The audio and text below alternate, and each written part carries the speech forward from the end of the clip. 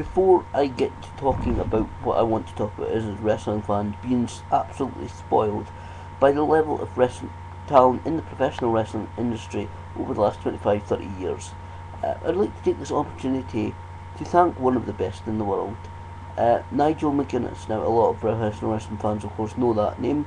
He also wrestled as Desmond Wolfe in TNA, Impact Wrestling. I, on NigelWrestling.com, ordered one of his last of the McGuinness retirement tour t-shirts, and I sent him an email through the link on after ordering the email I got after ordering the t-shirt. Uh, Sent an email to him, just saying, thanking him when I got the t-shirt, thanking him for sending the t-shirt because I got it very quickly, for the quick dispatch, and just a couple of words of good luck in the future. I got a nice short reply from him, which I'll read now. It just says, "Thanks, Neil. I appreciate the kind words. I am glad there are fans like you. Makes me feel a lot better about my career.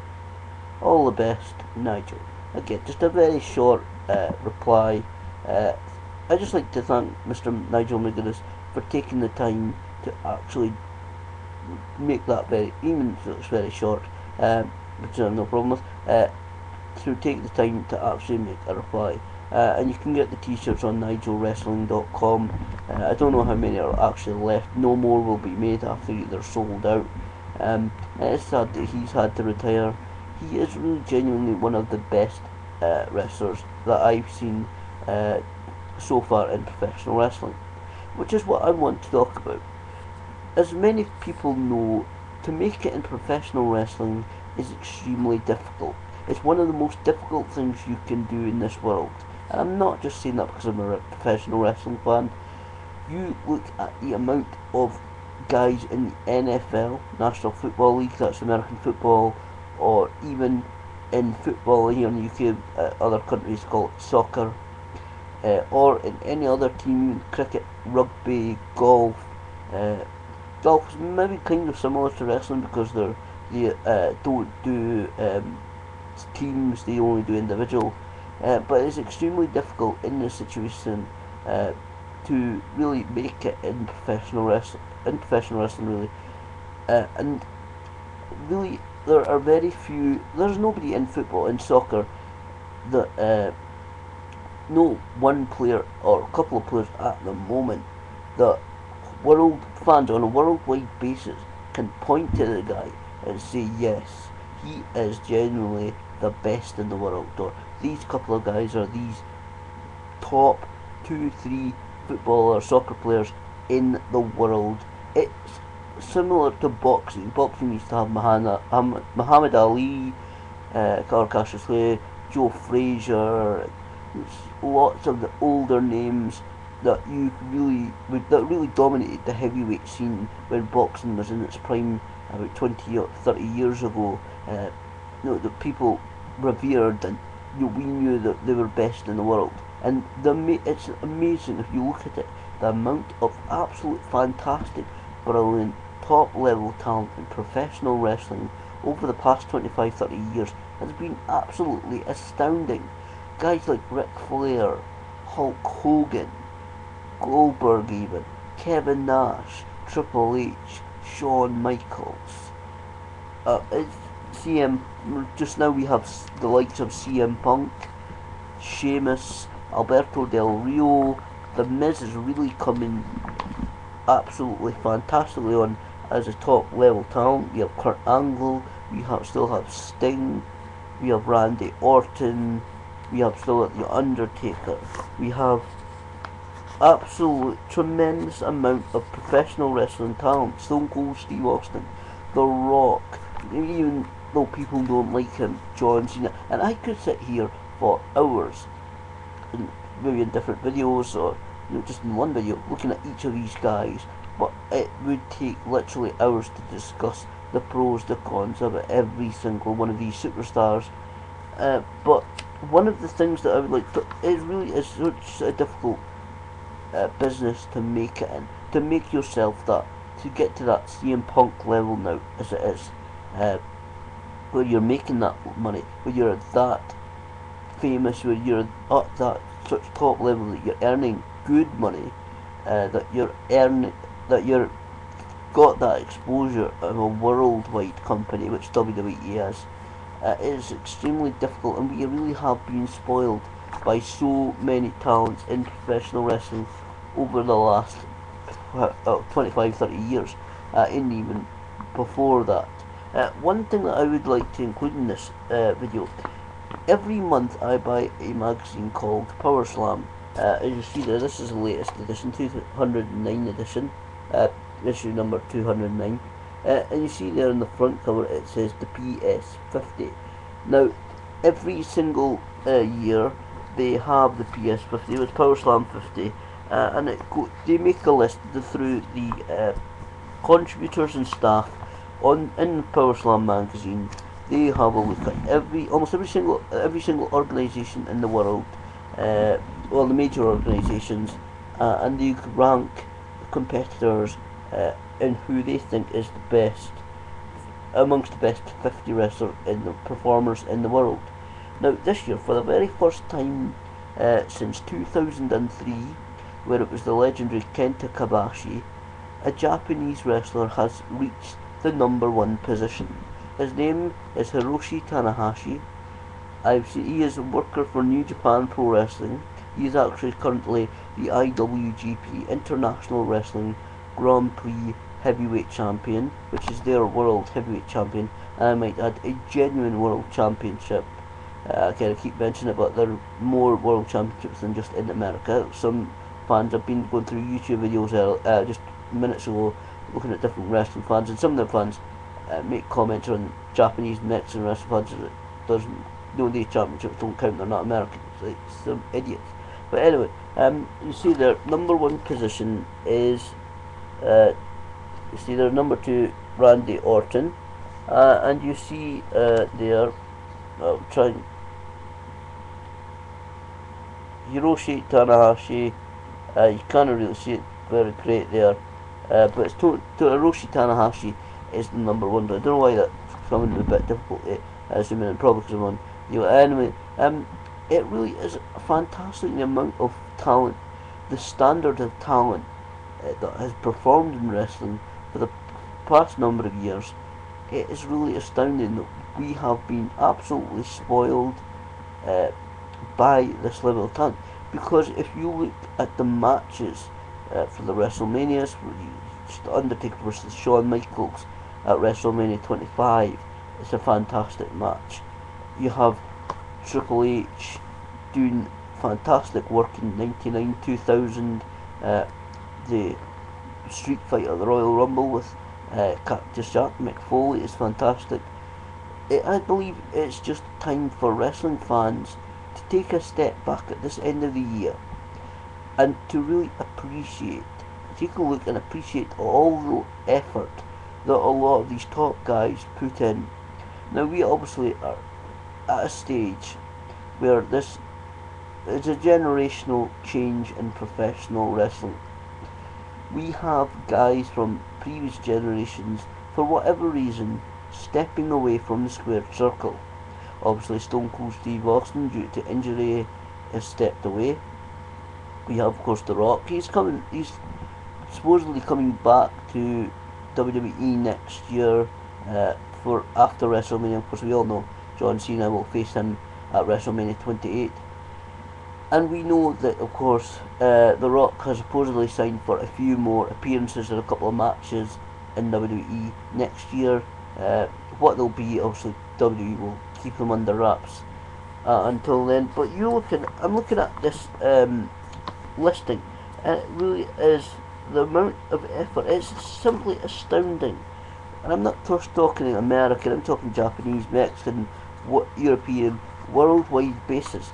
The amount of talent, I do not know, it's amazing. I'd love to know where all of these talents are really coming from in professional. We have really been spoiled. I know that a lot of magazines use the old PWI, Pro Wrestling Illustrated, 5-star match system, where they take a match, it's obviously one of the big matches, like I said, WrestleMania, and they give it out of 5 stars, depending on how good the match is, what the build up of the matches. You know, the depends on different magazines. Obviously, have it different ways. They just some actual base it on the build up, include the build up to the match. Some of them just look at the match themselves. Some of them look at the guys involved in the match, and some of them just look at the entire package of all of that built in to give the ratings. Now we really have been really really aware of every major wrestling organisation throughout the world, of course, due to various media outlets recently giving all these various promotions of the different satellite and cable TV companies picking up wrestling programming. A lot of it, like a couple of UK wrestling organisations have signed a deal with Sky for to show some of their stuff, and a lot of local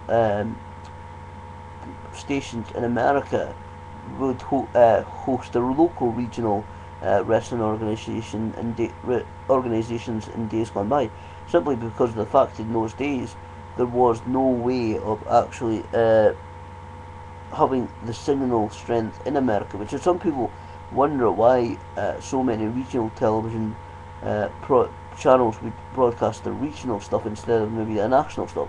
It's just because in days gone by there was no way of having it would take tremendous amounts of power which they could not generate to put to have one signal go from say New York to Los Angeles to Houston to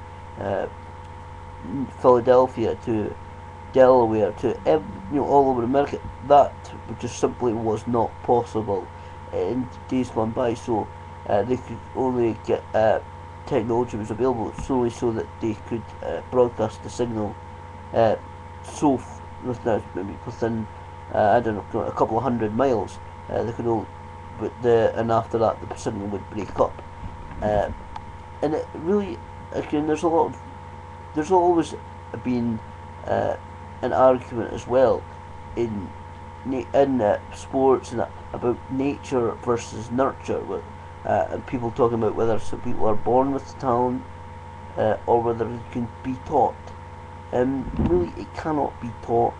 Really, because people like again Shawn Michaels, The Undertaker, these guys have been, of course, they're being born with the talent. A great, one of the best examples is of course Bret the Hitman Hart. He was born into the wrestling family. His brothers were wrestlers. Of course, his entire family were based around wrestling. And again, there's several. Well, there's Eddie Guerrero as well, and Carlito, formerly of the WWE as well. He was born into a wrestling family. His father was a wrestler and ran a wrestling organisation. And it really is a combination. It's this very carefully balanced combination of the two that needs, obviously, like I said, people are born with talent, but you get guys like Shawn Michaels. He had to have the talents of Jose Lothario, the late great Jose Lothario, in order to bring out and develop Shawn Michaels' talents. Because if Jose Lothario hadn't agreed to train Shawn Michaels, if Bryan Danielson hadn't been trained by Shawn Michaels, if a lot of these guys have not, if anybody is not trained, obviously you may have the skills, but I'm sure that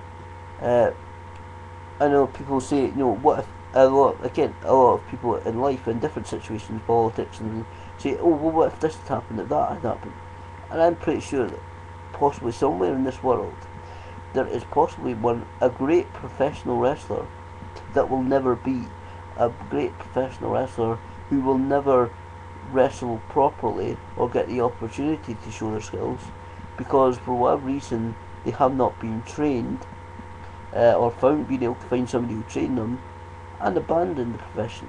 And it happens, and it happened in years gone by, and it will possibly happen again, unfortunately, that people will fall through the cracks.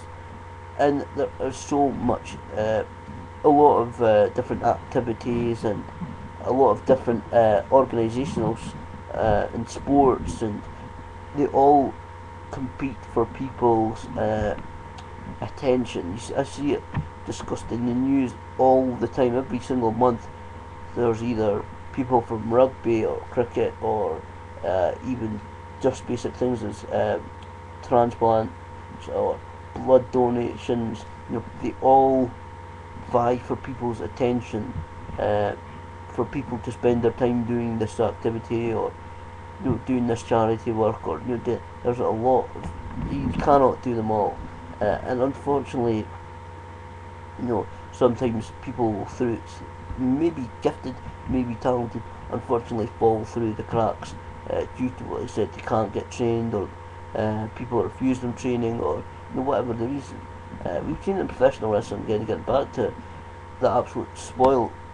Really, I hope people in this new year take a step back and just really look through your DVD sets, your videos, and just really consider the amazing talent, because we've had some of the guys in professional wrestling, one of the most famous junior heavyweights in Mexico and Japan is the Ultimo Dragon. Now, Ultimo Dragon was a guy who, luckily for wrestling fans, did not let himself fall through the cracks. The very famous story that he, of course, is Japanese. He went to several Japanese professional wrestling training camps, and because of his small stature, I believe he's 5'7", approximately about just under 200, about 200 pound, possibly 180, 200 pound. They refused to train him because he was so small. That's the only reason. At least 3 camps measured his height. It's a very famous story. 3 camps, at least 3 camps measured his height and sent him packing simply because of his height. They measured him against the wall. One of them, they measured him against the wall and marked it, and then they measured the mark in the wall, and they said, no, too short, thanks for your interest. Bye. That's literally what happened. And he didn't even make it past the first hour of the camp. And it really is great that Ultimo Dragon took it upon himself to go to Mexico, and where the Mexican wrestlers, a lot of them are a lot smaller, so he was accepted into training, and he's of course become one of the best wrestlers in the entire world. And again, we're talking guys in Mexico and Japan like LA Park, Psychosis, Incho El Millionaire, like he's called himself, Ultimo Guerrero, Rey Bucanero. And in Japan we have Taiji Muto, Kawada, we have Takayama, late great Misahara Misawa, Kenta Kobashi. We have had, it's just mind blowing the amount of professional wrestling performers that are having these 5-star matches and absolute fantastic matches. It really is absolutely unbelievable. When I looked at it yesterday, just the amount of fantastic, superior talent that have been in professional wrestling, that is reaching the heights that they are, that have the exposure that they have. It truly is absolutely mind-boggling to myself, to me anyway, the amount of fantastic talent that we have in professional wrestling. I just want fans to step back and, coming to the end of the year, to look back at, of course, I know that professional wrestling, due to economics and due to just different, again, various activities in the mixed martial arts is coming. Boxing is really on the ropes, pun intended, because there's no major stars in boxing. There's too many titles, too many organisational governing bodies. It's just too little big names in it as well. It's just mind-boggling when you look at professional wrestling. The amount, like again, the Ric Flairs, the Hulk Hogans, the Steve Austins, the Undertakers, the Kanes, the Mick Foleys, the Rocks. It is just mind-blowing the absolute level of talent that we have seen, that we still have.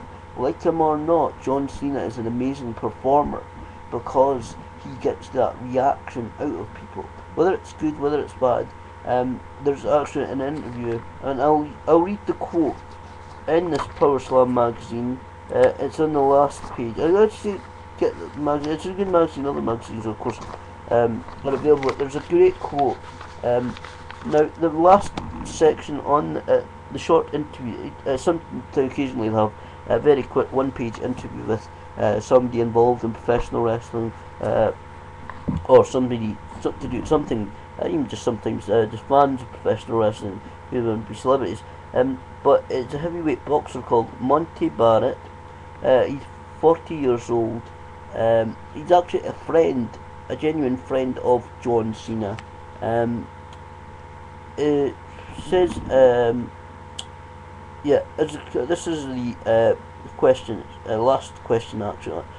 This is following is a direct quote from this page, as you see it's short interview. Is this directly from the page. As a close friend of his, how do you feel about the hostile reaction Cena receives from wrestling fans? This is Monty Barrett's answer. It's funny because we talked about that on November 14th, and I asked him.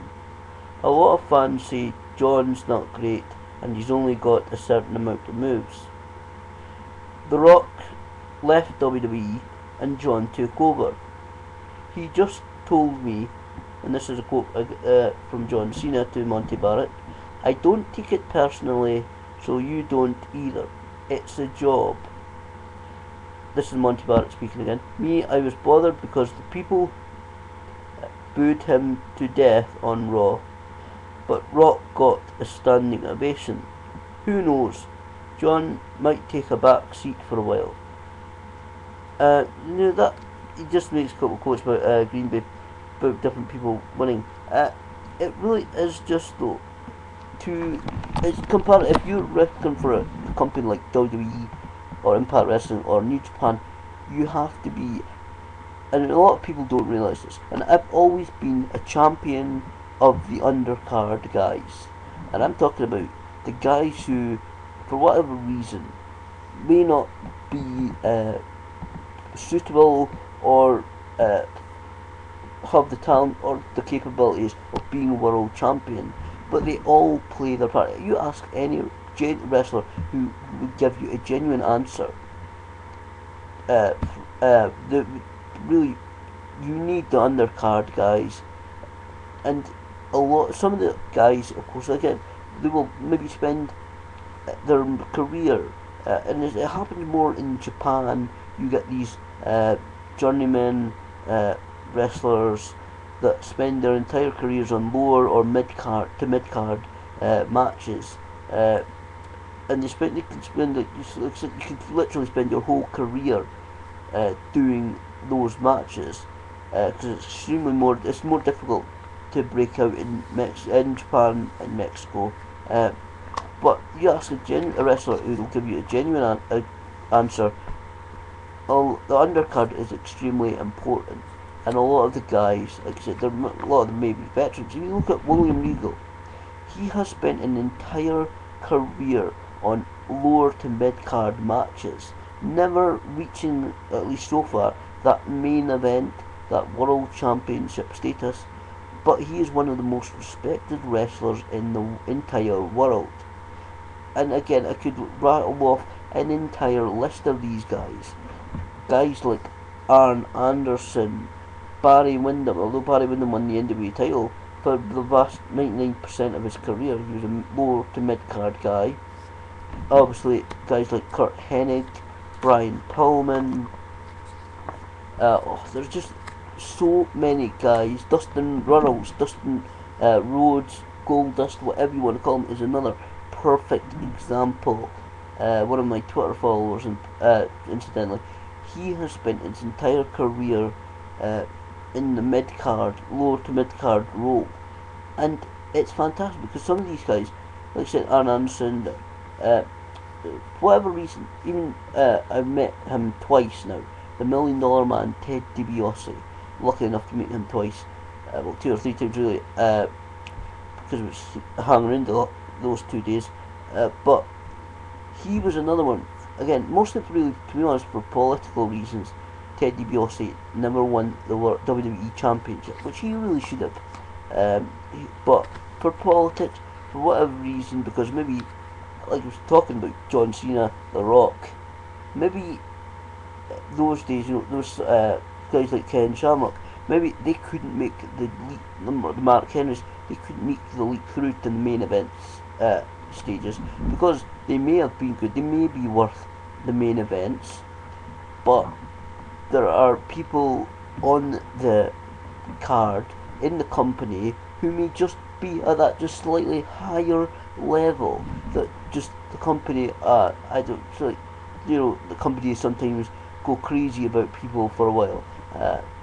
They might go crazy about say John Cena may push John Cena to the moon, and push him and push him. Because we all know Cena's supposed to be this superhuman guy, and one of the top level talents in WWE, of course.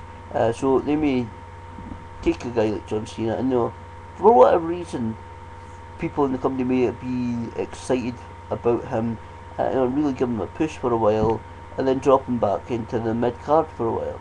And it happens with lots of wrestlers. So it may actually be, just a case of you may get a couple of guys coming into the company, or just being just a higher level, that some people can't break through that, and it's a very old term, that glass ceiling. They just simply just cannot break through in that company. Also, very quickly, just sometimes though, very quickly, really, there's also something that I've noticed. Just to end this, I know it's a long video, but something I've noticed in professional wrestling as well is a popularity contest. Now, I've noticed this in many different companies and countries around the world, that a lot of times you may have two exceptional gifted performers, but for whatever reason, one of them is just that slightly bit more loved by the fans. Now, that person who's slightly less loved by the fans may, if they were standing alone, be without the other person there, may be regarded still as one of the best of all time, but the other person comes in and is just loved for whatever reason, just has that connection with the fans that little bit better. And obviously, there's a lot of great examples about this. Even Vince McMahon has said it himself. I believe it's on the Mania of WrestleMania documentary that was supposed to be originally the WrestleMania the movie. It's on the WrestleMania 20 DVD set that Vince McMahon says, as good as The Rock is, he was never Stone Cold Steve Austin.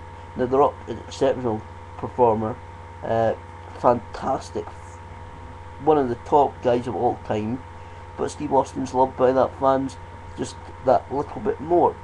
In Japan, we have had Misahara Misawa and Kenta Kobashi. Misawa, fantastic performer, brilliant. Kenta Kobashi also fantastic, and both at the highest level. But Kenta Kobashi loved by fans just that little bit more. And it also has happened in Mexico. We have L.A. Park and Dr. Wagner. L.A. Park has been taken to fans just worldwide, just that little bit more. And it's happened with Mystico. It happened with Mystico and Averno, where Mystico, both of them great performers. Mystico was just loved by the fans just that little bit more. And it's happened in a lot of, there's several, and again, Ric Flair and Hulk Hogan. Hulk Hogan was loved by fans just that little bit more. And it is just always interesting to see who the next pairing will be. Just now it seems to be James Storm and Robert Roode, that James Storm's liked that just that little bit more. Again, and also we have, sticking with Impact Wrestling, this final example is Christopher Daniels and AJ Styles. And for some reason, AJ Styles is loved by fans just that little bit more. It is just amazing, but still, I name drop all these great athletes. It is just amazing the amount of fantastic talent.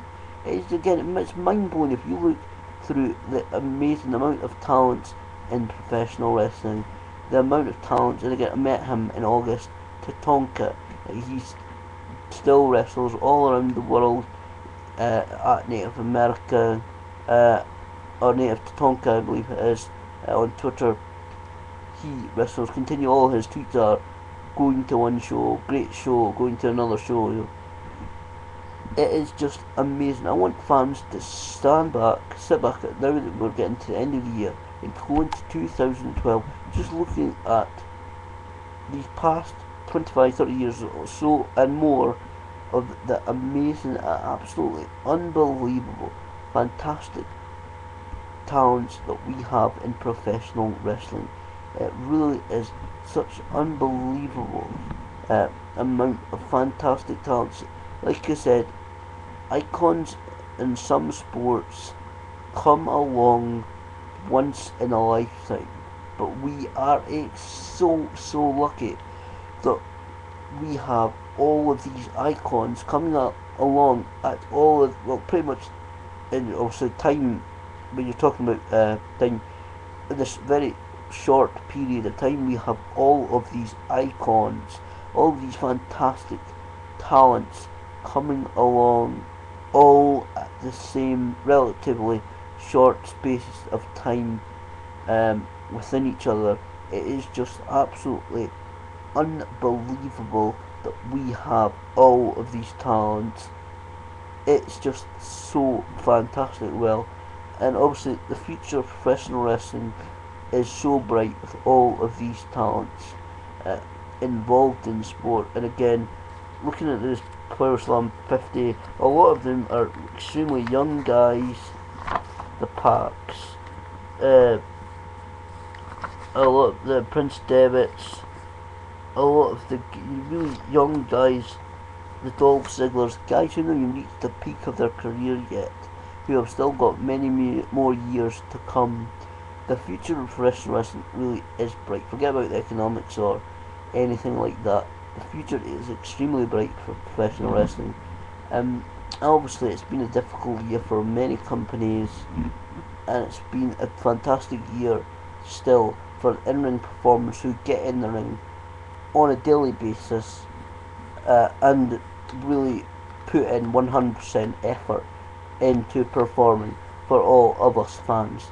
So I'd just like to thank people for watching my videos this year, the last 7 months. Always started with the 30th of March, and it really has been fantastic to be able to have this channel air my views. Obviously, I'll continue to do this next year when time allows.